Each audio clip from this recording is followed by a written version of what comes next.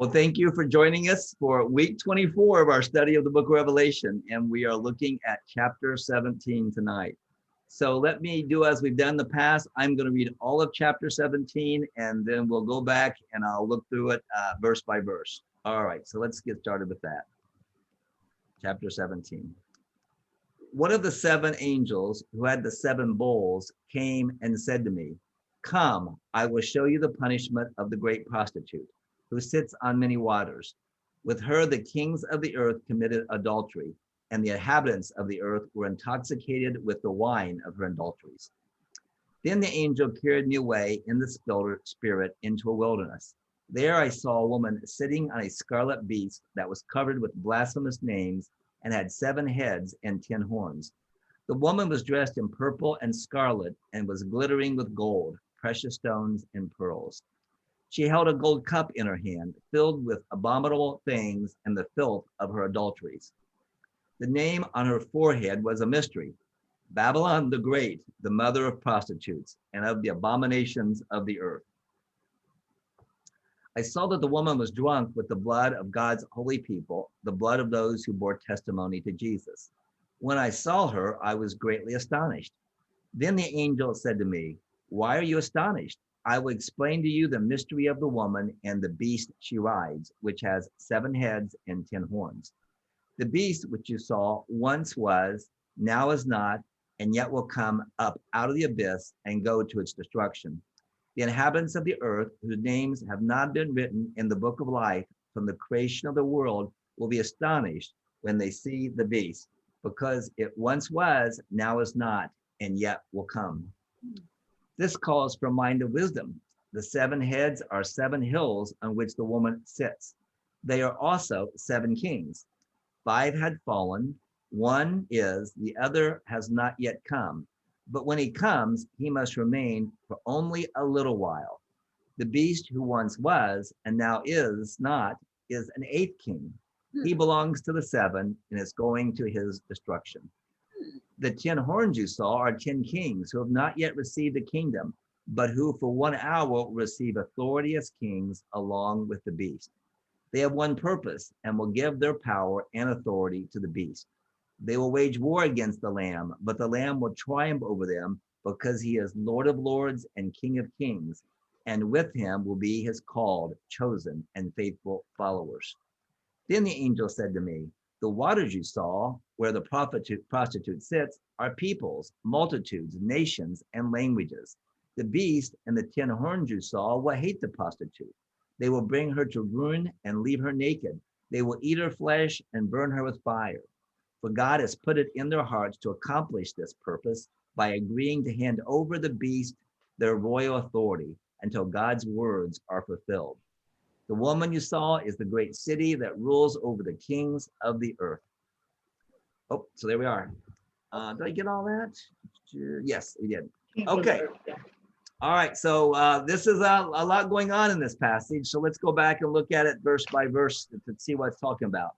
Now, one of the angels this connects this vision with the preceding bowls of judgment. Remember in 16, the 7 bowls were poured out. And basically it shows that this is a further expansion or an appendix on that final bowl's action. It's not really like an additional event. It's kind of like an expanded view of what the 7th bowl was about. The angel now calls John to come, and this call to come is kind of like saying, "John, you're going to now enter kind of an ecstatic trance, and you're going to be given a new revelation, a new vision about things." And the vision he's been given is about the punishment or the judgment that comes upon the great prostitute. However, the real judgment is not going to get until chapter 18, a little bit at the end of 17, but the main thing is going to come in 18. So there's some preliminaries that have to take place first. And the beginning of this whole section really is about judgment. And the woman here is described as the great prostitute. Outwardly, she was glittering and splendid, but John sees this glamour as just kind of being like it's fake and it's deceitful. It conceals a basic hostility toward God and a readiness to seduce people to be aligned with her and allegiance with her and to rebel against God. Now, she's called a prostitute because the figure of sexual looseness is a common one in the Old Testament. And in the Old Testament, it's used in a variety of ways. Sometimes it's used of the people as God because they're seen as God's bride. So in the Old Testament, when Israel was unfaithful to God, when Israel worshiped idols or followed other God, it was likened to her being an adulterer. So that's one way it's used. The prophets sometimes, though, would not just talk about Israel as being an adulterer. It would talk about Israel and the unfaithfulness being so habitual and being something that she does to be blessed monetarily or to get a gain out of it. So it's described more of being a prostitute, not so much as being an adulteress, but being a prostitute. And you can find that in several of the prophets. Isaiah one time describes, see how the faithful city has become a prostitute, how Jerusalem has become a prostitute because of the worship of pagan gods and idols there. And it's just a really vivid way of trying to describe unfaithfulness as being something that's horrible. And it's basically also saying that when you're unfaithful to God, it shows that you're not loving to God. God loves you. That's why it was talk about being kind of like a husband-wife relationship. And so it talks about when you describe it, unfaithfulness this way, it's basically saying it's a sin against love. Now, sometimes the figure is also used of the pagan nations because they're kind of arrogant and idolatrous. These world powers are sometimes called prostitutes as well. And so like Tyre is called a prostitute sometime, and Nineveh is called a prostitute sometimes. Now, that's important because they're not called adulterers because they don't have a relationship with God like Israel did. Israel had a covenant relationship with God, so it was like they were married. Those other nations didn't, so that's why they get called a prostitute. And that's why the woman here is really called a prostitute, not an adulteress, because it's a reference to those groups of people that don't have an allegiance to God, that never had allegiance to God, but are antagonistic towards God. So here, when he's talking about, he's not so much speaking of God's people, but it's of a secular power. And secular powers have lower standards. They're more willing to commit horrible evils and seduce others to be engaged in sinful behaviors. So the idea here with the prostitute is not so much spiritual unfaithfulness, but prostitution in order to do following false gods, opposing God's people in order for commercial or economic gain. Now, in describing her, it talks about her as sitting on many waters. And this helps us understand who the prostitute is. And sometimes people will say it's the city of Rome, but this doesn't really fit the historical city of Rome, because although the Tiber River flows through the city, Rome is not really described as being a city built upon a lot of waters. You need more waters. Actually, the phrase is used as a historical reference to the city of Babylon, because Babylon was a city that was built on a network of canals. In fact, Jeremiah 51:13, Jeremiah, in making reference to Babylon, says this: "You who live by many waters are rich in treasures. Your end has come, the time for you to be destroyed." Oh, did I not change the slide? Did I get then? Yeah, I got it. Okay, it's a little slow. All right, so you see, here's an Old Testament reference to Babylon, and it's describing it as a city built upon many waters. So it's a network of canals there. So, but even beyond that, a little bit later in Revelation, here 7:15, we ran across this verse, and where the angel gives an explanation about what it means for the woman to sit on many waters. The angel said to me, "The waters you saw where the prostitute sits are peoples, multitudes, nations, and language." So what we're really seeing here is that Babylon became kind of like the personification of wickedness. And so John has taken over the Old Testament symbolism of Babylon being kind of like the epitome of a sinful city, and uses that to represent the final manifestation of a godless nation in world history. The city had a historical manifestation in Rome, but its full significance is not going to be manifest until those final days. Rome could have been thought about sitting on many waters because it did conquer a lot of nations, but it didn't conquer the whole earth. And that's key here, because that last evil empire is basically in charge of the whole earth. So basically, it's again, Babylon is being used as a figure of speech to describe evil out there, evil powers, and the prostitute Babylon here is being used also. Now, when we talk about Babylon here, it functions three ways. First of all, Babylon functions as kind of an archetype of humanity organized in opposition to God. And so it's like whenever you want to kind of talk about humanity and cities and nations that are organized against God, it's like Babylon. And so in this sense, it kind of becomes an archetype of an evil city, of human society organized in opposition to God, without God. And as that, it can be described as almost like the mother of all these things. It's kind of like the one that gives birth to all these actual manifestations of cities and countries that are opposed to God. So it's this kind of general archetype or symbol for all of it. But then it gets identified with specific cities, not exclusively with any one. Even the first Babylon is not necessarily the only reference. It can be used of Rome, and it can be used of Jerusalem when it's antagonistic toward God's people. And you can look throughout history. You can say that Nazi Germany was a Babylon in a sense. Soviet Russia was like that. Mao's China, even to some degree, British colonialism had many evil aspects to it. And even there's aspects of our country that are like that. So it's kind of like a general type. It gets manifest in specific cities and states and countries throughout history. But then there's going to be one final manifestation of it. That's the final Babylon, the final manifestation of the spirit of the prostitute. So we need to kind of keep these things in mind as we look at the use of the word, that it sometimes talks about the general concept, sometimes some manifestations in history, and then ultimately the final manifestation. It's interesting when you look back in the Old Testament and you start seeing some of these cities that are kind of described as these nations that are kind of described as being prostitutes, like Babylon and like Tyre. There's some kind of things that they have in common. And some of them is this, that they've got a lot of pageantry and royal dignity, and there's a lot of prosperity, and it becomes very gaudy and showy. They're also very boastful about their accomplishments, and they're filled with a lot of self-trust. They exercise a lot of power, and there's often violence associated with those cities, especially violence against God's people. There's oppression and injustice that's characteristic of them, and there's idolatry. So really, whenever you think about these things, these boastfulness, this idolatry, this power, this perversion of God's people, it's kind of a manifestation of this kind of appearance of Babylon.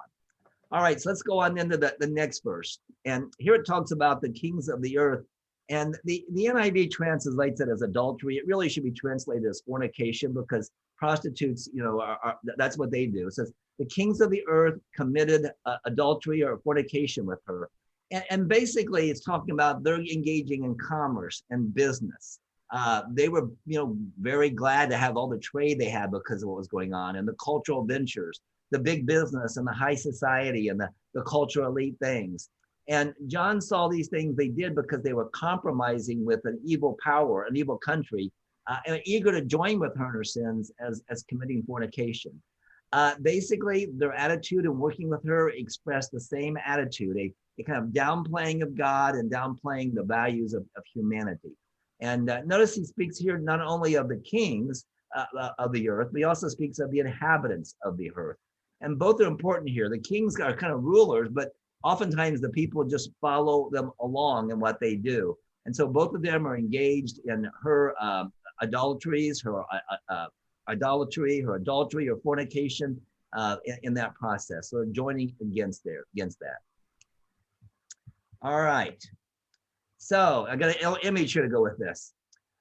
This time he says, the angel carried me away in the spirit to the wilderness. And so this kind of starts again to say, okay, that was one thing. And now John is getting carried away to the wilderness because he's going to get another vision.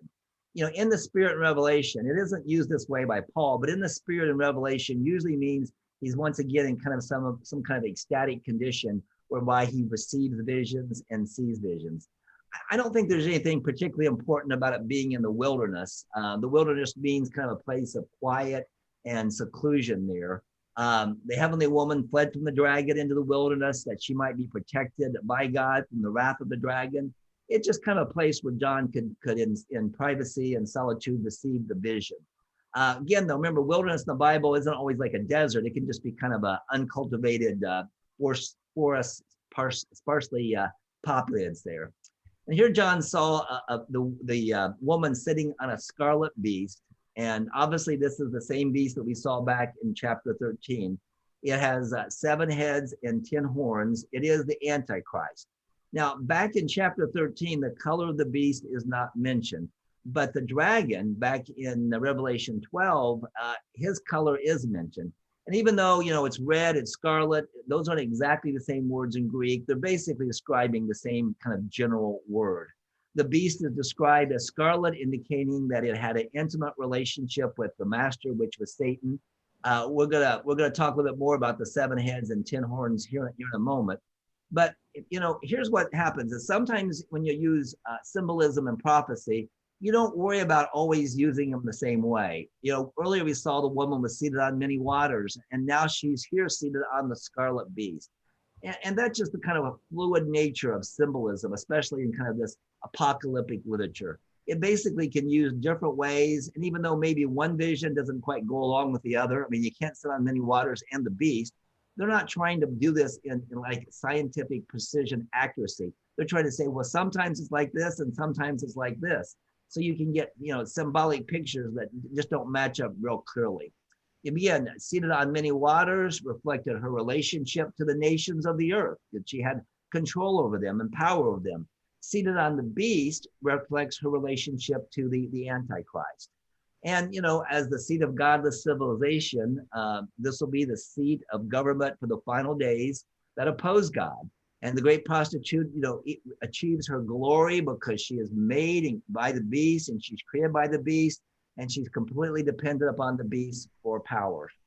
Now, the passage once again says that, again, that the beast is covered with blasphemous names. And here it isn't so much that the beast is saying things against God as there are blasphemous descriptions of the beast on the beast. Roman emperors, they were in a sense blasphemous because they would take titles on them they shouldn't, like titles of the divine or titles of savior or titles of Lord. And so blasphemy here is not so much speaking something against God by the beast, but implying that he is God. It's a self-deification, and it's blasphemy to claim oneself to be divine. Well, the beast, like the dragon, has 7 heads and 10 horns, and we'll talk about those a little bit here later in the chapter. But you can kind of see in this picture, and obviously this is just one artist picture here, kind of showing the beast, and the heads and horns are portrayed there, and the woman is on there. And this, I don't see the purple there. It's kind of scarlet and purple. Maybe the purple is mostly this blue here, but she has that chalice. Zigzag has purple. Yeah. Yeah. All right. So verse 4. Oh, here's it. So she was dressed in purple and scarlet and gold. So it's basically, it's just trying to describe that she is dressed in splendor and luxury. Purple and scarlet clothing in the ancient world could only be worn by people who were very wealthy because costly dyes were used to get those. And she's also bedecked in jewels and pearls and precious stones. And the gold cup she's holding up, you might think if he's holding up this nice, beautiful gold cup, there should be something wonderful inside there, but it's full of abominable things. And basically, abominable was a word that was used kind of in the Old Testament for anything detestable, but it especially became to use things that were religiously detestable or something that was connected with idolatry. And that's kind of its purpose here. The attractive cup is revealed as no more as a false enticement to get people to drink what's inside or to engage in what's inside, which was evil. The gold cup was a way of seducing people away from God. And it's kind of like, there she is, this person who looks wonderful in her regal state, but really is very immoral and religiously corrupt. That's what the picture is to convey here. Then there's a title that's given her. Now, this is not the first time that we see that names are written on foreheads. Remember, the saints of God were sealed on their foreheads with a divine name. We saw that in chapter 7, 9, and 14. The followers of the beast are also sealed upon their foreheads and on their hands with the name and the number of his name. And eventually we'll see later on in 22, chapter 22, in the new earth, the redeemed will have the name of God written on their foreheads. However, this probably reflects more the Roman custom for prostitutes to wear a headband that would bear their name. And so that's probably what's being talked about here. Now, it says it's a mystery. The name written on her forehead was a mystery. And I think what it really might be is what was written on her forehead was a name that had a secret or mysterious meaning. And so because it's mystery, the meaning of the name will only be grasped by those that have a little bit more insight.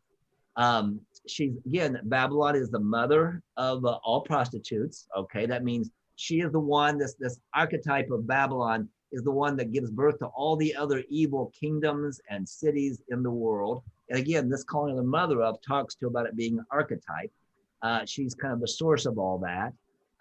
And later on, we're going to see a woman who weds the Lamb in Revelation 19. So she's kind of like the antithesis. You've got the bride of the Lamb and you've got the prostitute, and they are in conflict with each other. She can't be merely Babylon or Rome or Jerusalem, even though at times they manifest the spirit of Babylon. They're only her children. She is, in a sense, the mother of all those.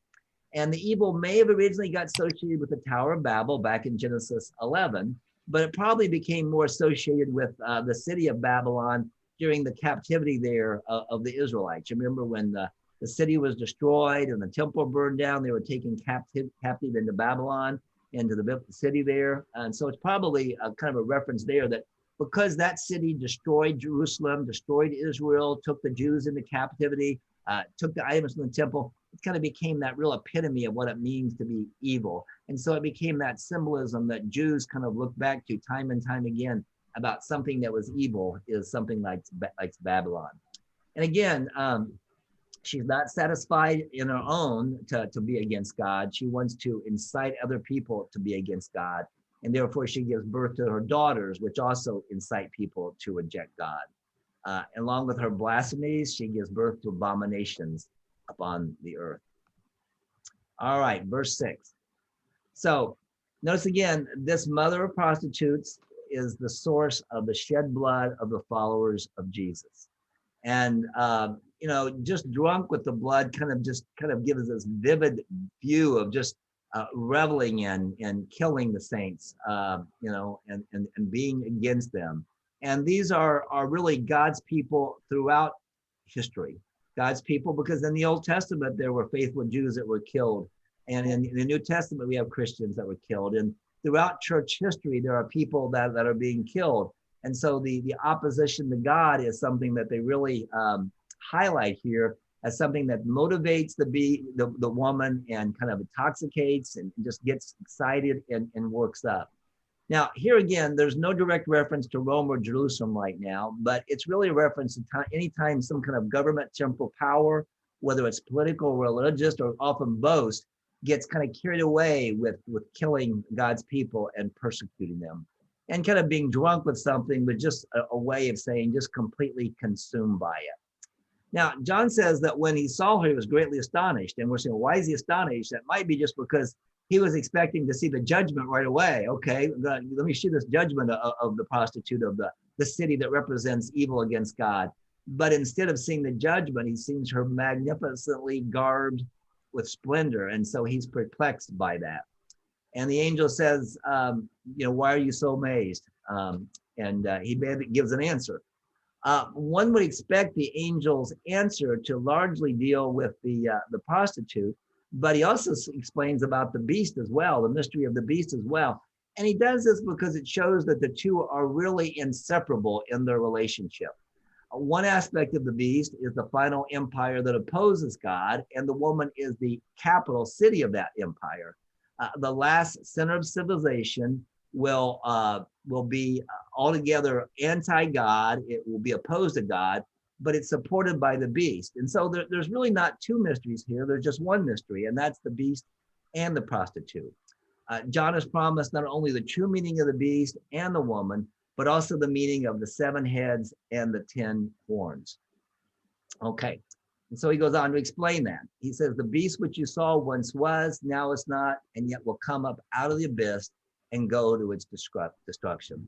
Now, it's nice that John says these are going to be explained to him. The angel's going to explain it to him, but the explanations are very difficult to understand, and a lot of different speculation and on this. And I think a lot of it goes wrong because it tries to take things that are meant to be symbolic and tries to tie them down into very specific people and times and historical events. For example, when it talks about these things, it wants to talk about them as people. And John is here not really wanting to describe political events, historical events. His description is a theological description.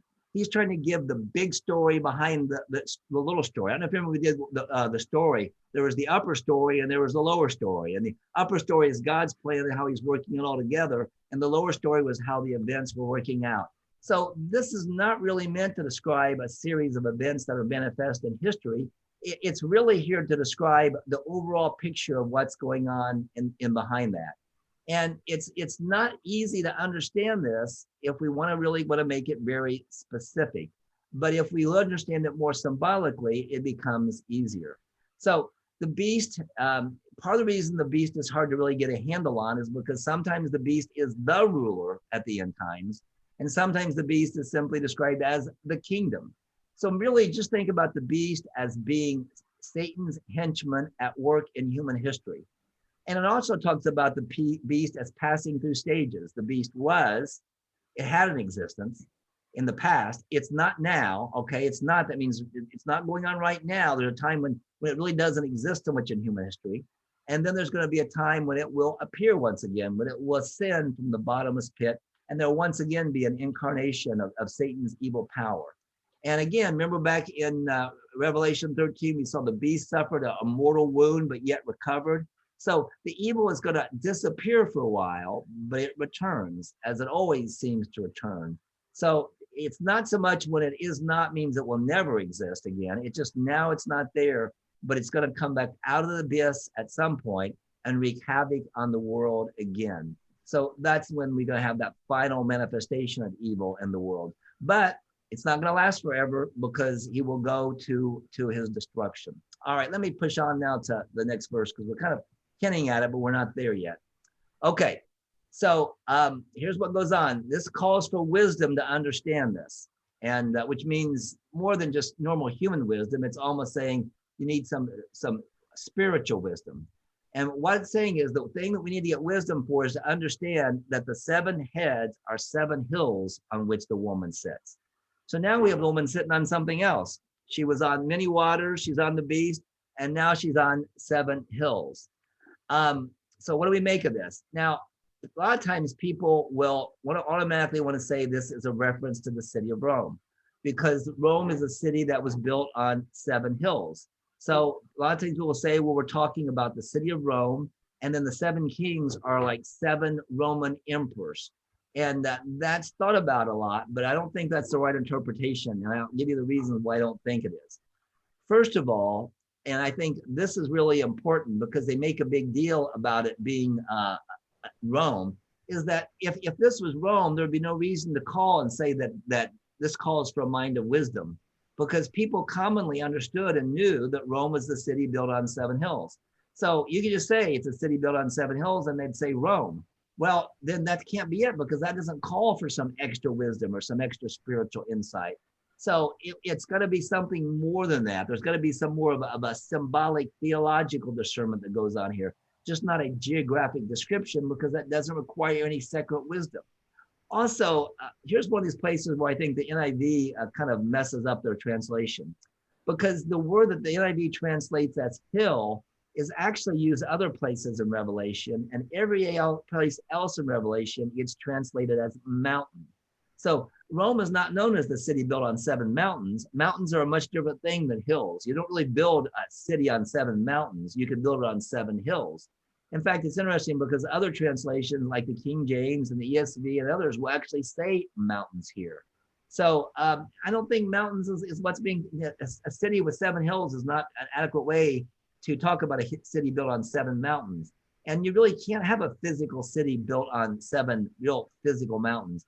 Now, mountains are oftentimes used as an allegory for power. So you could have a city built upon power, and 7 being a symbol for complete or perfect power. You could have a city built upon complete and perfect power. And I think that ties in real well to John's use of numbers elsewhere. Throughout the book, numbers are used symbolically. They aren't used always to talk about an exact literal number. I mean, he talks about 7 churches, but in writing the 7 churches, he's really writing to all the churches there. 7 just used. You know, why 24 elders? We talked about that. 12 tribes of Israel, 12 apostles. and 144,000. What's that? 12 times 12. Those two numbers that represent God's people are 1,000, a number that's kind of like a big number to express a large but not specific number. So 7 is a number that's used frequently to convey the concept of completeness and wholeness.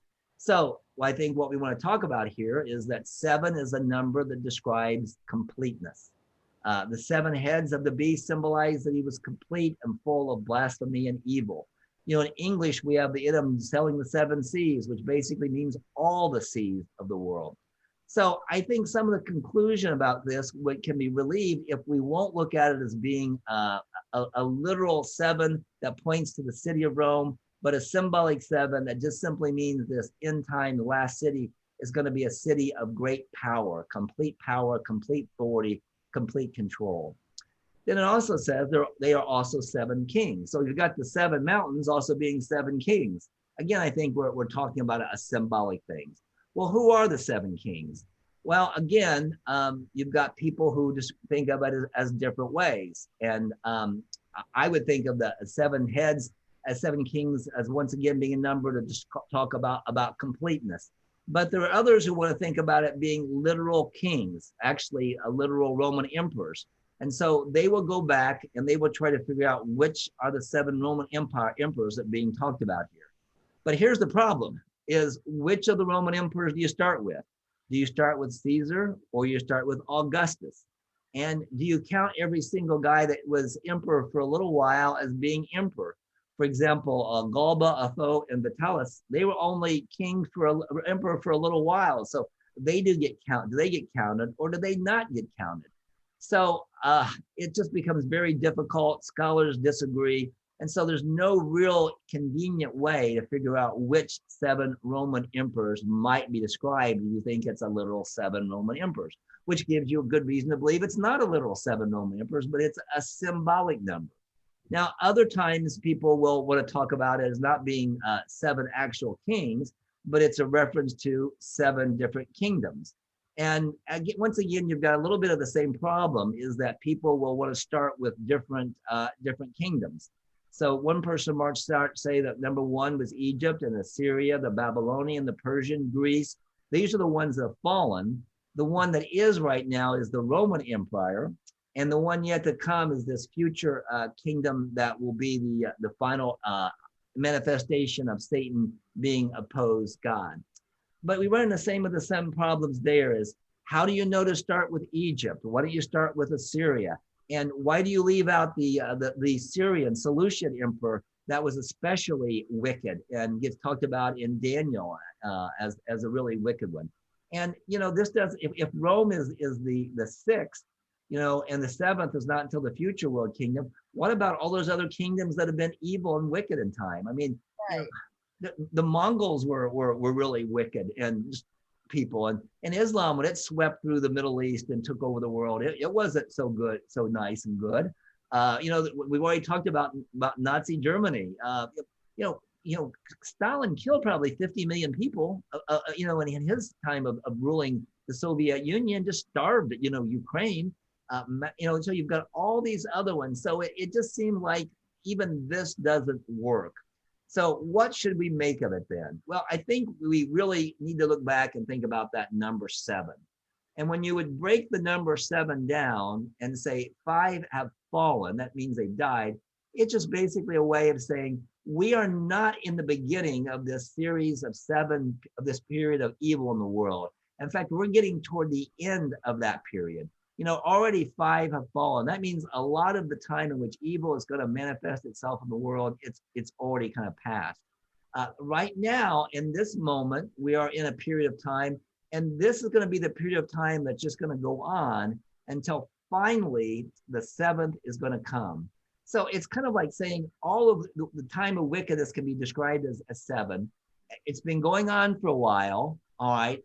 And what we're doing right now, bad things are going to keep going on. It's going to, you know, this period, but then eventually the 7th is going to come. In other words, there's like one more stage, one more big play before the end is going to come. And we just need to recognize that when it does come, this is only going to be here for a little while. And I almost think that's the real thrust here, is that something has changed because Jesus has come And so we're in a different time period. Evil doesn't have the same play in terms of Satan's control of the world, because we're at a time in which the gospel is being proclaimed. We're in the church age, and the gospel is going out throughout the world, and people are being converted, and people are coming to faith. This is kind of like that last phase before the final phase when Satan gets manifest again in power upon the earth. So I know it's a little difficult passage, and I'm not going to say I've got the final end all be all, but I think those other approaches don't work. So seeing it more in symbolic nature, I think makes more sense of it. Now, verse 11 is another tough one, right? And this gives interpreters real difficulties, because it's very, we don't know if we pick up all the symbolism, right? But here's what we want to look at here. Sometimes the beast is identified with the heads, and sometimes it's differentiated from the heads. And so the beast who once was, okay, so there's a time when the beast was very prominent and powerful, time when not so much, and it's not now, but it's going to come back again. And when it comes back, it's going to be like an 8th king. And so that gets really confusing. We got 7 and now 8. What's going on? All right, well, here's the best that I can come up with about what that 8's all about. You see, that kind of sequence of 7 to 8 equals 1, that's something that doesn't make a lot of sense to us, but it made more sense in the early church. And it makes more sense in churches that have more of a liturgical tradition, because they think of this kind of a cycle of days. So you've got like the week, which is 1, 2, 3, 4, 5, 6, 7. And the 7th day is like the Jewish Sabbath, right? But then what we as Christians, we have in a sense the next Sunday, which is like the 8th day. So they looked at, a lot of times in the early church, they would talk about the pattern of the 7 days, but that's not the whole story, because the Sabbath is not the whole story with Jesus being in the tomb. That story really gets its full meaning, its complete meaning, when you factor in the 8th day. That's when Jesus came back to life. So the thought is that they're somehow playing a little bit on that. You've got the stages of the beast: was, is not now, will come. And in that last manifestation, he's going to come up out of the abyss, and he's going to appear once again. And in some sense, it's kind of like a mockery or a parody of Christ being defeated, but Christ coming back to life. So this kind of 8th is a little bit playing on the satanic attempt to do a parody or to pretend almost as being Christ. But remember that even though there may be this final manifestation of evil in the world, you've got to remember the fact that he is going to destruction. Remember, you look back up in verse 10, he must remain for only a little while. So John quickly wants to comfort the people of God in saying, although the beast is going to be powerful and it's going to be a difficult time, remember, it's only going to be for a little while. And the imagery, seems kind of complicated and obscure, and we maybe can't get all the particularities out of it, but the overall thrust is there, and that there's a time in which Satan's power is going to seem to be diminished, but it will come back in great power. And when it comes back in great power and comes alive so forcefully and powerfully, that's going to persuade people and deceive people into following it. And it's going to result in an increased persecution of God's people. But remember, that's not the final story. It's only going to happen for a little while. Okay, let's talk about the 10 horns. Ultimately, again, these 10 kings are purely kind of like end time figures. And again, trying to figure out who this 10 might be is not fruitful. Because notice the 10 kings don't even show up until a future time. They've not yet received the kingdom. And they're just only going to have it for a short period of time once again. So again, the number 10 is symbolic. It indicates completeness. It does not point to 10 specific kings, nor does it point to 10 European kingdoms that are part of a revived Roman Empire. I remember when I was younger and you had the European Union, and people thought the European Union was going to be this revived Roman Empire that was going to persecute the church. But there weren't 10 countries in the European Union. And so it was all like, when there's 10 countries in the European Union, then we know that it's the Antichrist and it's the beast. It's going to start persecuting the church. Well, you know what? There became a 10th country in the European Union. And there became 11th. And there became a 12th. And it went past 10. So, time and time again, when we try to tie these things down into real concrete historical events, they don't work. It's just a way of saying at the end times, there will be kingdoms and they are going to cooperate with the beast. They are going to cooperate with the prostitute, and they're going to give their power to them, and they're going to get their power from them. And as a result of that, there will be persecution of the saints, and it will be worldwide, but it'll be brief. And so be comforted by the fact that it's only going to be brief. And then verse 13 says they got one purpose. All the forces that join with the Antichrist, and they rule, but for a short period of time, and they give their power and authority to the beast, and they're willing to cooperate with them, and they share this hostility to God, Christ, and to his people. And they're going to wage war against the Lamb. Now, we see this talked about here in verse 14, but the big description of this war takes place in chapter 19. And basically, the war takes place and Christ returns and put it to an end. And we get this glimpse that the Lamb will triumph over them here because there's kind of a dark picture. So it's like, all right, remember, it's going to be tough, but remember, the victory comes for the Lamb in the battle of Armageddon. The Lamb will overcome his adversaries because the Lamb in the end is the Lord of Lords and King of Kings. And he does this with his followers. And how do they do it? They participate by being faithful and by being loyal to Jesus. Okay, so he goes on to describe this a little bit more. And we already talked about verse 15. The angel said to me, the waters you saw where the prostitute sits are peoples, multitudes, nations, and languages. And once again, it's just referring to how universal her power is. It's basically the whole unsaved world is against Christ. And peoples, multitudes, nations, languages kind of wants to stress the universality and the totality of the opposition. The idolatrous satanic system of Babylon is universal. It embraces all people, from the humblest people to the king of the earth, and they are aligned in their opposition to Christ and persecution of his people. Now, John doesn't really go into details about this. In fact, it kind of like is a big change here, because it basically says that the beast and the 10 horns, which is the 10 kings, are going to, at some point, they're going to hate the prostitute. At one point, they're all with her, right? She gets her power from the beast, and the 10 nations support her. But all of a sudden, there's going to be a switch here, and it isn't really explained. Because at one point, she's the capital city of the beast, and she has complete support of the 10 kings in their hostility toward the Lamb. And, at the beginning, she's sitting on the beast. And in the beginning, she's sitting on all the nations of the world.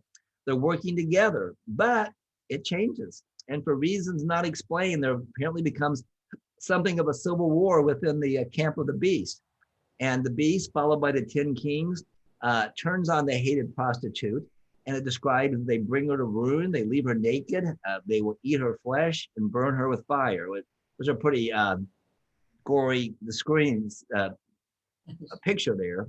But it's interesting because it's not uncommon in the Old Testament for describe kind of in the end days, there's going to be chaos among God's enemies. So they go after each other. And he doesn't explain why they do this. It's not a question that somehow they're going against her and trying to conquer her, because they were all united and she was already the capital city of the beast.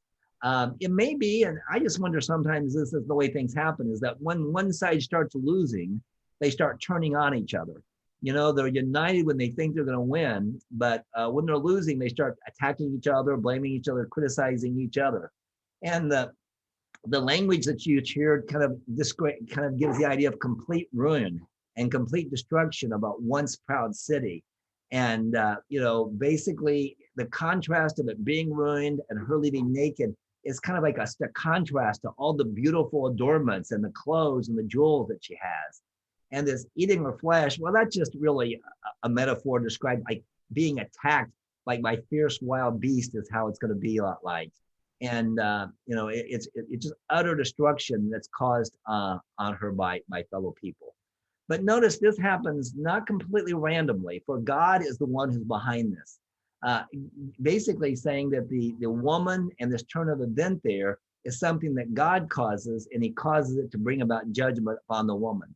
God puts it in their heart to attack her to accomplish his purpose. So it's divine sovereignty that motivates the 10 kings on their course of action. and it's to fulfill the divine purpose. They do with one mind. They give their authority over the beast, and they do this to accomplish what God wants done. They give full support to the beast, and they do it because it's God's purpose and God's word would be fulfilled.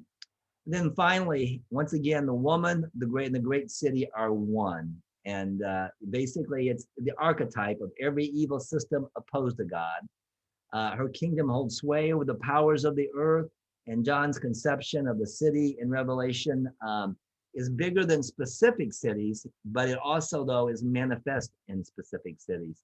You know, in Revelation, there are kind of like two cities, the city of God, the New Jerusalem, and the city of Satan, Babylon the Great. And John's readers may have seen that manifest in Rome because Rome was an evil city, but that manifestation is not limited to Rome. It's kind of like a trans-historical system of satanic evil that infuses all nations, all empires, all cities that are opposed to God. But yet, there will be one final big manifestation of it. But also remember that final city will be destroyed because it will be triumphed over by the Lamb and by his followers. All right, well, that's chapter 17. And, you know, again, lots of symbolism there. We'll get more into 19. It's going to go into more detail about some of the things that were talked about here in 17. So let me pray, and then we'll turn the mics on and give you a chance to talk, ask questions, and talk to each other a little bit before we wrap up. And just remember, next week we'll get into Revelation 18. So you can get that read before next week. Father, we know that evil exists in the world, that we live in a fallen and broken, disordered world. We do thank you, though, that we live in a time when the gospel has been proclaimed. And though there's still evil in our world and many evil manifestations, there's a lot of good because of the good news of Jesus. There's a lot of things that happened in our world that are better than the time in which John wrote. Still, we know we live in a fallen and broken world, and we know that things will get more difficult before you return. Help us to have strong faith. Help us to have deep roots in you. Help us to know that even in times of difficulty, it will only be for a short season.